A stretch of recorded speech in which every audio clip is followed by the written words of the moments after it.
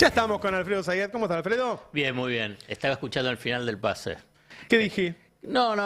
Además de los números extraordinarios, felicitaciones a todo el equipo y al líder Navarro.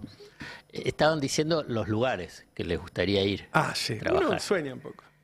Yo Yo les he quiero ido a ver decir, embajadores argentinos en otros países, viven bien. pero a ver, además de el lugar que quieren vivir bien, yo te quiero hacer, digamos, estar cómodo, ganar buenos sueldos y tener mucho poder. Sí. Ari tiró la FIP.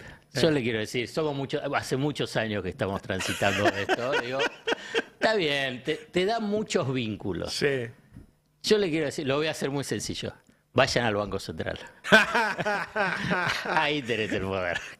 Así es. Ahí tenés el Así poder. es. Entonces, Miles de millones se mueven ahí.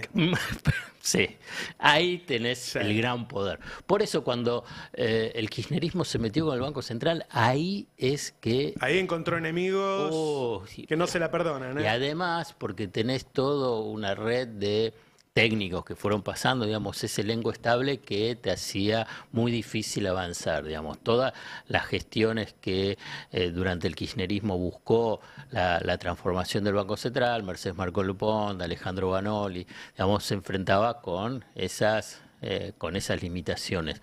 Pero ahí es donde vos tenés, si uno quiere ver el corazón del poder en Argentina, lo tenés en el Banco Central. Esto es mi interpretación, otros pueden tener otra. Bueno, fíjate lo que pasa en Perú, que cambiaron 20 gobiernos, el presidente del Banco Central es siempre el mismo. Sí. Bueno, Bolivia era lo mismo también, Claro, con Evo Morales. claro. Entonces, porque ahí es donde, en un mundo... Después voy a los 6 meses de Milei, pero en un mundo, el capitalismo global, donde las finanzas globales pasaron a ser hegemónicas, no es que el capitalismo es el mismo que de la década del 30. Vamos, para hacerlo, en la década del 30 y todo el desarrollo vos tenías las grandes empresas, ¿no? Ford, General Motors, que iba desarrollado, vos agarrás y eran todas las empresas industriales. A partir de mediados de la década del 70 y con más profundidad de la década del 80, las finanzas globales, en ese momento los grandes bancos internacionales, el Citi, el Chase Manhattan Bank, JP Morgan, el Deutsche Bank, el HSBC, el Credit Suisse, digamos, pasaron a ser los hegemónicos, dominantes. Y esos bancos pasaron a tener participación accionaria en las grandes empresas. Las empresas, claro. Y después los grandes fondos de inversión. BlackRock, por ejemplo, para traducirlo. BlackRock es el número uno. Es hasta más importante que el presidente de Estados Unidos, por decirlo. Una vez me contaron este cuentito de esta manera. Me dijeron, hace 50 años las empresas eran las más importantes y los bancos no eran importantes. Pero para situarse en una situación de poder, hacían estructuras muy grandes. Cuando vos ibas a un banco era majestuoso, parecía un castillo. Claro. De hecho, vayan a las casas centrales de la City y van a ver que los bancos, ves mucho roble y mármol, que vos lo ves y te impresiona. ¿Por qué los hacían así? Porque eran cáscara, porque adentro no había nada. Porque los poderosos realmente eran los industriales. Ahora, los bancos no dicen nada. Tienen 3 metros. No necesitan demostrar nada porque los ricos son ellos. Claro, exactamente. Entonces ahí vos tenés el poder. Es un poder que además genera una interrelación con las empresas. No es que no son, digamos, a ver si te quiero decir, Amazon sigue siendo y va a ser muy poderosa, además de que el capitalismo tiene hoy una fase, de, si querés, del tecnofeudalismo, si querés, o de cómo dominan las grandes empresas tecnológicas. Pero al interior de las grandes empresas tecnológicas, vos decís, bueno, ¿quiénes tienen las principales porcentajes accionarios? Y vos agarrás y vos ves los grandes fondos de inversión. Por ejemplo, Warren Buffett. Vos agarrás y ves cuál es, no él a nivel personal, sino su fondo de inversión. Bueno, y por consiguiente, ¿qué es lo que le exigen a esas grandes empresas, a esos fondos de inversión? Y por eso así se da la dinámica del capitalismo, ganancia tras ganancias, ganancias, claro, y distribución de esas ganancias a través de dividendos. Por eso es esa voracidad de la actual fase del capitalismo, dominada por las finanzas globales. Y esas finanzas globales, ¿qué tienen como supervisor y por consiguiente esa promiscuidad en la relación? los bancos centrales. Claro. Y entonces, digo, ahí es donde tenés ese poder. Por eso simplemente, obviamente que lo llevas a la Argentina es más chiquitito. Ponés 2 mesadineristas que empiezan a hacer negocios para ellos, para sus amigos, para sus testaferros y todo, ¿no? Pero a nivel global... en Argentina fue determinante en las últimas décadas el Banco Central. Sí, pero digamos, yo creo que también te lo comenté, o si no, lo reitero. El Banco Central era el Vaticano. Digamos, se destruía todo el Estado y vos entrabas al Banco Central, seguía teniendo las alfombras rojas impecables, digamos, una pinacoteca en sus paredes fabulosa, la Guasarí, digamos, era una cosa, y sigue siéndolo el Banco Central, porque esa es la manifestación y expresión del poder, el verdadero poder, lo que quiero decir. No, bueno, el poder político que algo tiene, pero en última instancia ahí está el poder. Bueno, a ver si Ari se convence y...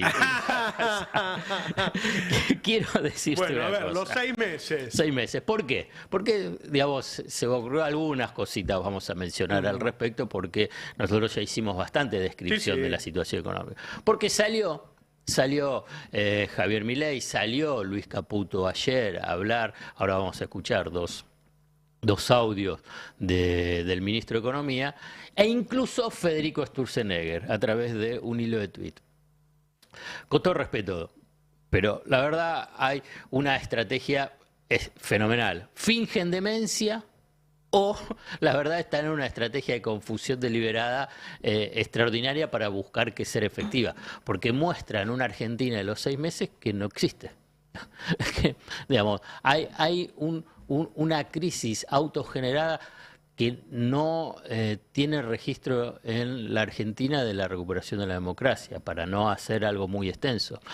Los derrumbes de la industria, la construcción, de servicios, es fenomenal. Es bien importante esa palabra autogenerada, porque la verdad que fueron las decisiones de ellos que son bastante más importantes que la herencia, ¿no? Sí. Las que definieron esto que hay acá.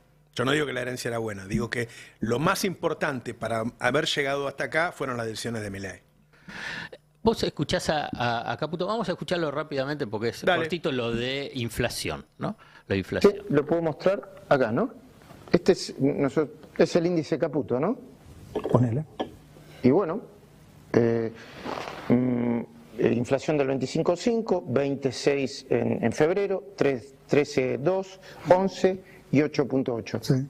Y en abril. ¿Y mayo? Mayo creemos que va a estar por debajo de 5, por lo cual es buenísimo. Vos, acordate, creo que hace no mucho más de 2 meses me preguntabas si la inflación iba a llegar a un dígito en el segundo semestre. Estábamos en marzo, bueno, llegó a un dígito en abril. Después dijeron, no, pero no puede bajar de 7. Bueno, está por debajo de 5. Entonces, y eso es lo más importante que nosotros podemos darle a la gente. Es fundamental la baja en la inflación para la recuperación, sí, porque eso genera una normalidad que no ves en Argentina hace mucho tiempo. ¿Qué observabas de ese cuadro, Roberto? Faltaban los meses anteriores. Claro. Es fabuloso. Se hubiera dado cuenta que recién estamos volviendo a lo que tenía el gobierno anterior. El punto Pero con el doble de indigentes, con más desempleo. Exactamente. Eso es lo extraordinario cuando yo digo que fingen demencia o están con una estrategia de marketing. Además hay cierto consenso en que se va a quedar acá ahora la inflación. Es decir, se va a quedar donde la tenía Massa. Bueno, entonces, por eso. Entonces vos agarrás y decís... Pero Massa tenía una sequía que le había sacado casi todos los dólares. Bueno, era otro esquema económico. Claro. Digamos, con sus fragilidades, sus debilidades, sus parches, porque, viste, cuando dice, no hablan, sí, si quieres yo puedo hablar de Massa, de Alberto. En ese momento lo hacíamos. Yo no dejé de hablarlo ni siquiera cuando estábamos cerca de la elección. De todo, pero digamos, había muchos problemas, muchísimos problemas, no los enfrentaban bien, no los encaraban bien. Ok, ahora bien, tampoco nos podemos quedar y digamos, ser engañados con este juego de los números. Digamos, vuelvo a repetir, fingen demencia o tienen una estrategia de marketing de difusión, porque como bien decías vos, Roberto, ese 25,5, ¿y de dónde venís? Vos tenés que ver la tendencia, entonces vas a estar después de 6 meses en el mismo punto de partida. En el mejor de los escenarios, porque ahora vamos a hablar algo de la inflación, dicen en el 5%, digamos que salga el 4,8%, en el mismo punto de partida, con un tipo de cambio también en el mismo punto de partida. Pero ¿qué pasó durante esos 6 meses? Que esto es lo más relevante, es decir, bueno, bajaste y estás en el mismo punto de partida. ¿Estás igual que cuando estabas con este tipo de cambio hoy considerado atrasado? ¿Con este nivel de precios? No. Pues tuviste una transferencia de ingreso fenomenal, pero obscena, con, como bien decís vos, Roberto, un crecimiento de la pobreza y la indigencia fenomenal. Entonces vos agarrás, estos son los 6 meses de Milei. Digamos, generaste un daño, y por eso digo autogenerado, con unos costos sociales y laborales fenomenales, una tasa de inflación de 2 dígitos. Después, Caputo también dijo, y sí, es lo previsible de 2 dígitos. ¿Cómo que un ministro de Economía diciendo es lo previsible, sí, que vaya a 2 dígitos? ¿Qué significa? Que sufra la gente, que haya angustia en los hogares, que no les alcance la plata, que estén desesperados por llevar alimentos. Y eso era lo que un ministro de Economía tiene que decir, sí, sí, tiene que ser así. Es de un nivel de crueldad, maldad o que viven en una burbuja que a mí me impacta. Digamos, la verdad que no sé cuáles son esas razones. Y me resulta casi inédito, no el plan, la forma de transmitirlo. ¿No? Cuando uno veía a los ministros de Macri, Prat-Gay, qué sé yo, no tenían esa forma de transmitirlo, la verdad. No tenían esa forma de transmitirlo. No, yo creo que acá por eso hay un elemento de si es cinismo, si es crueldad, si es maldad. Parece que Caputo tomara la crueldad de Milei, ¿no? En su discurso. Pero yo te quiero tomar... Habla mucho Caputo, ¿eh? ¿Eh? Habla mucho Caputo. Sí, y sobreactúa mucho. Sí. Digamos, y yo... Tiene protagonismo, digo. Sí, sí. Hablábamos de la inflación. Y entonces decía, y vos decías, y bueno, y que se queda en ese 5%, que sí, y sigue siendo muy elevado. Mirá, voy a hacer una provocación. Ellos estuvieron publicitando que que la evolución de la actividad económica iba a ser en B corta, ¿no? Digamos, una fuerte caída y una fuerte recuperación. Ya ahora todos los descartaron. La inflación, por ahí la inflación es B corta. ¿Sí? Porque ya en junio ya no la vas a tener en 5%. No, ahí rebota, sí. Ya rebota. Y acá va a ser el punto. Si la inflación va a seguir subiendo, ¿qué va a pasar cuando se hable del tipo de cambio real? Porque no es que va a converger a ese 2%, sino que agudiza esas tensiones vinculadas con el tipo de cambio. Si la inflación de junio, como algunos ya estiman que puede llegar a ser del 7,5%, digamos, como piso. ¿Por qué? Por arrastre de aumento de alimentos y bebidas de la última semana, por aumento de las tarifas, porque se vienen los aumentos ya adelantados vinculados con las prepagas, con el aumento de los combustibles, que es un precio base que deriva después en aumento de costos en transporte y por consiguiente a todo lo que está vinculado al transporte. O sea que ese piso del 5%, lo que dicen los que entienden el tema de precios, no es ese 5%. Va a ser más. Va a ser más. Y ahí va a venir la presión con el tipo de cambio. Claro, porque además es increíble que tengan semejante inflación con el dólar planchado y con una caída del consumo del 20%. Sí. Ellos mencionan, digamos, como para incorporar su argumento, que de esa forma se reordenan las distorsiones, se ordenan las distorsiones de los precios relativos. Bueno, a ver, ¿por qué no lo traducen? En realidad lo que quieren es que el salario sea de miseria y que tenga niveles de como costos vos bien bajos. dijiste y decías en tu nota, todo volvió al lugar a donde empezó, lo único que no volvió al lugar donde empezó es el salario. Claro, y por eso es el objetivo que tienen. Entonces el objetivo era claramente el salario. Exacto, es el Claro. salario. Y con tasa de desocupación de 2 dígitos, en el supuesto de recuperación de la actividad, el salario va a estar contenido. Porque además si vos no querías hacerlo, digo, ¿qué hace Massa cuando el FMI lo presiona para que devalúe? Le pedía el 100%, después le pedía el 60%, le devalúa el 20%. Inmediatamente hace una política de ingresos. Claro. Devuelve el IVA, hace que el bolsillo lo recupere. Acá, al contrario, no querían homologar los aumentos de los sindicatos. Pero la verdad que de derecha y de izquierda, todos los que hicieron una fuerte devaluación, algo de política de ingreso hicieron, con más o menos intensidad, es. menos ellos. Menos, digamos, el gobierno libertario, el gobierno de Milei, la política económica de Milei, el ministro de Economía. O sea, Milei con su secretario Claro. técnico de Economía, No, que es Caputo. pero cuando yo vi tu nota y vos ibas poniendo todo llega a su lugar, entonces, ¿para qué se hizo? Bueno, para bajar salario. ¿Eh? Está claro. Y quiero retomar, si en junio da el 7,5, en julio tenés lo de las prepagas y aumentos estacionales, vas a tener mayor presión sobre el dólar. Y ahí es donde entra en la inmensa trampa donde Milei mismo se tiró de cabeza. Va a devaluar. Y si devalúa, o sea, los precios van a subir. Entonces, la B corta, el riesgo lo tenés en el tema de la inflación. No en que vas a tener B corta vinculado con el nivel de actividad económica. ¿Qué harán cuando se queden sin dólares, no?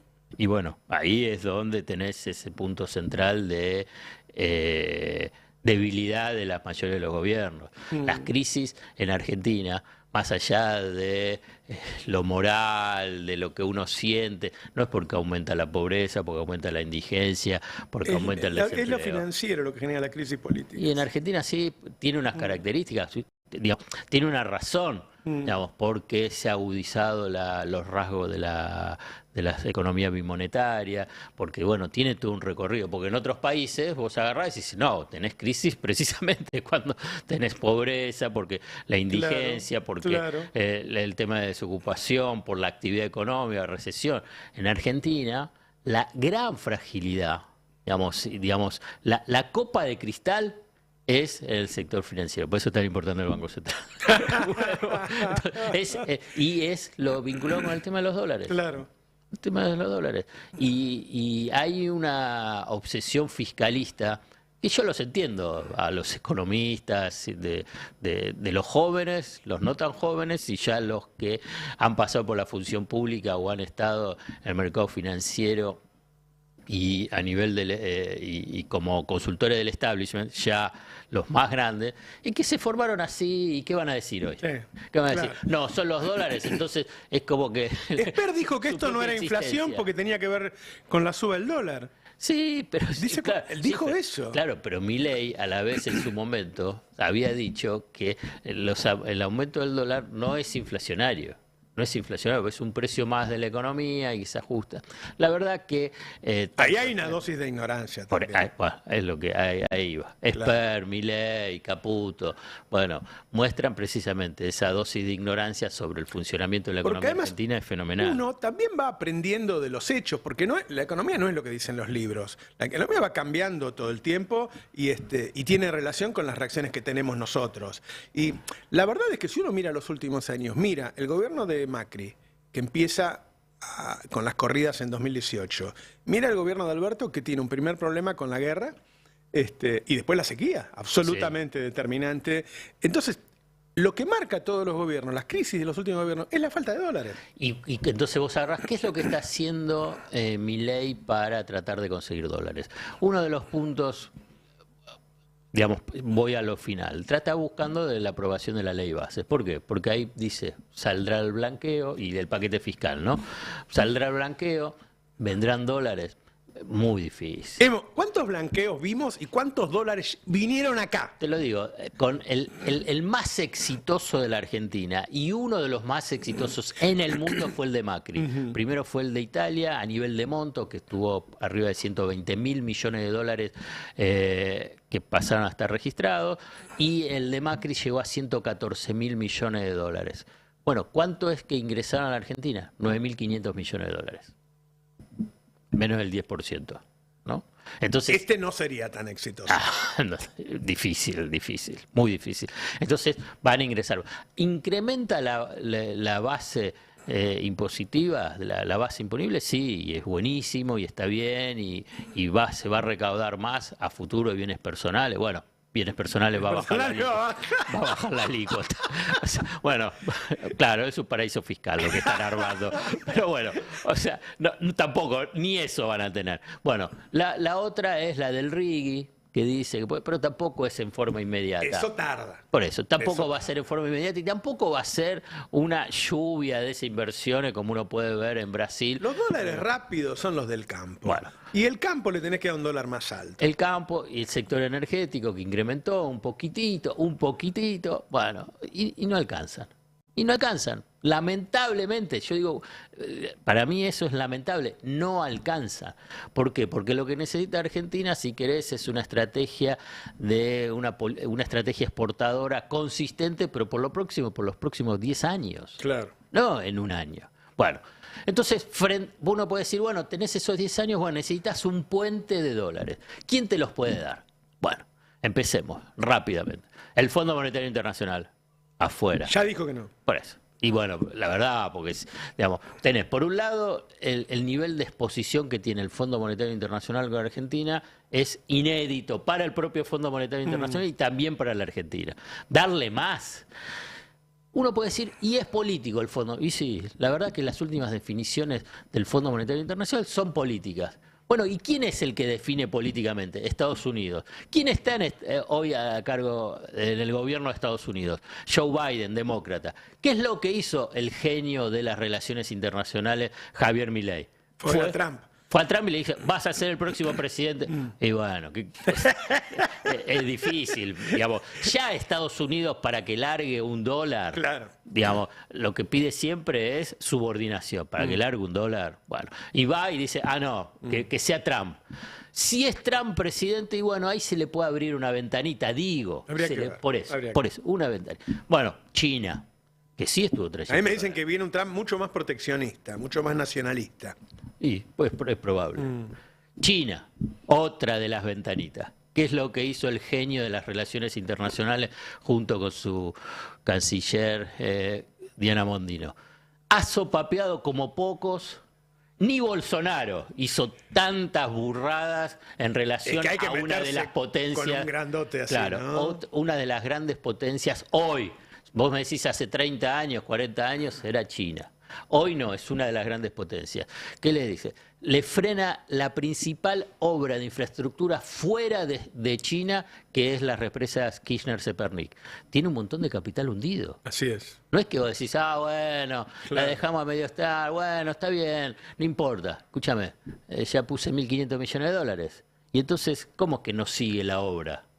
Vamos. Además, porque traerían dólares para esa, dice, Claro. afuera, como otras inversiones vinculadas con infraestructura, diciendo, bueno, todos los chinos son iguales, como dijo, y abrazándose a Taiwán. Mira, a China vos podés hacerle un juego de tensiones, como hace también todos, ¿no? Claro. Estados Unidos, incluso algo a Brasil, podés hacer un juego de tensión y negociaciones. Ahora bien, No te metas con Taiwán. claro, es una cosa no sensible, hipersensible. Claro. Además, ¿para qué? La pregunta es, ¿para ¿Cuántos qué? tiros en el pie, no? ¿Para qué? Porque ni Estados Unidos te está pidiendo que vos agarres y te abraces con Taiwán. O sea que tu diagnóstico es inflación mínima 6-7% mensual, pero como no hay dólares, quizás tengas una devaluación y mayor Y ahí, inflación. sí, así es.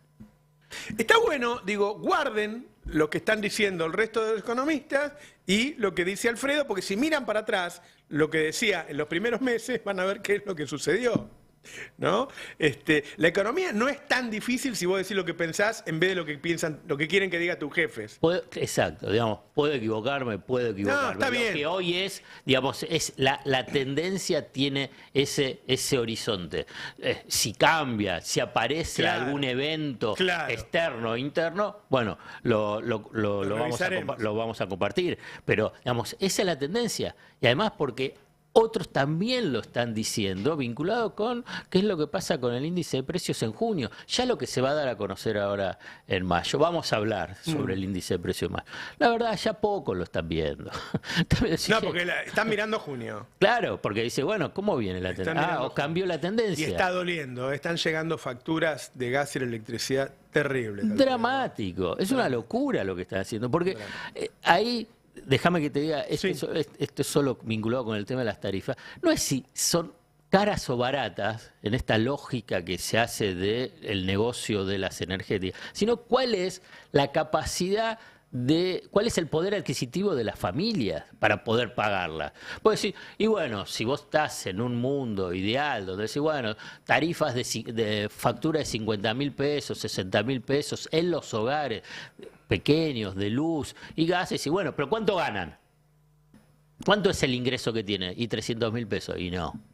Si tiene un ingreso de 3 millones de pesos, y bueno. Claro. Bueno, entonces tenés que ver eso vinculado con el tema de las tarifas, no a ver qué es lo que pasa con la estructura de costos de las empresas. Che,